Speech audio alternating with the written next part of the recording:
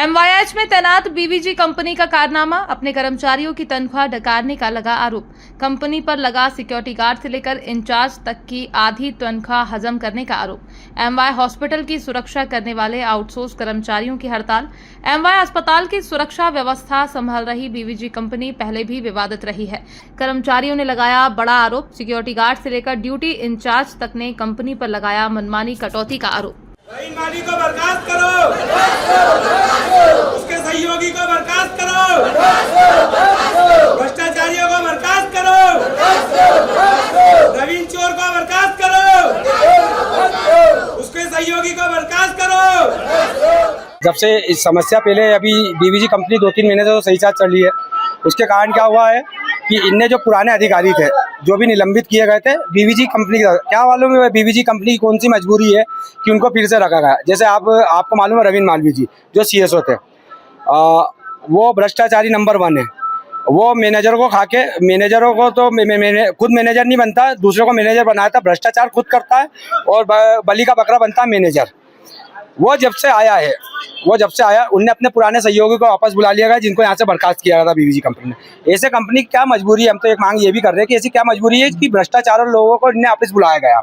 रवीन मालवीय जी आए, हमको सबको शंका थी, हमने पहले भी इनको अवगत करवाया था कि आपने ऐसी कौन सी मजबूरी आपकी कि जिनको इनको रखा गया।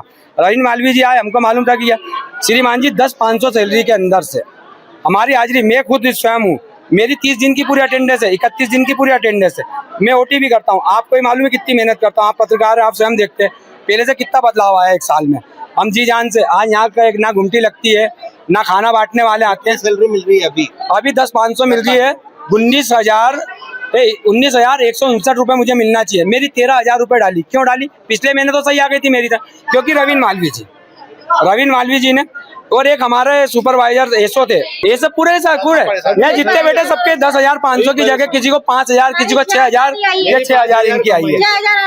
अब क्या करने वाले? अब ये करने वाले हैं कि अगर ये नहीं करे, एक तो पहली मांग ये है कि रवीन मालवीय जी जो ही भ्रष्टाचार है उनको हटाया गया, तो उनको क्यों रखा गया? एक तो ये कलेक्टर साहब से आप पूछिए, ठीक है। दूसरा ये है कि हमारी कम से कम तनख्वाह 5 तारीख तक आ जाना चाहिए और एक पारदर्शी होना चाहिए जिससे कि हमारे को मालूम पड़े कि हमारी हाजिरी कितनी है। क्या हमारी खुद की अटेंडेंस लगाते हैं, हमारे एक ऐसा है ऐप बना है, हम अटेंडेंस लगाते हैं, वो मान्य नहीं होता। भोपाल से आएंगे, ये आएंगे, वो आएंगे, इनको कोई मतलब ही नहीं है। ये प्राइवेट लिमिटेड 1 दिसंबर से परिषद में आई है। कंपनी आई को 5 महीने हो गए, लेकिन अभी तक इन्होंने किसी भी कर्मचारी का हिसाब नहीं किया है। कंपनी आई को बहुत से लोगों की सैलरी अभी भी बाकी है, किसी की 2 महीने की बाकी, किसी की 1 महीने की बाकी, किसी की 3 महीने की बाकी है। यहाँ ना तो ये सैलरी स्लिप देती है, ना किसी को ज्वाइनिंग लेटर दिया है। 2 महीने की सैलरी मेरी बाकी है। मेरी पहली से तनख्वाह आई थी मार्च में, 5 मार्च को।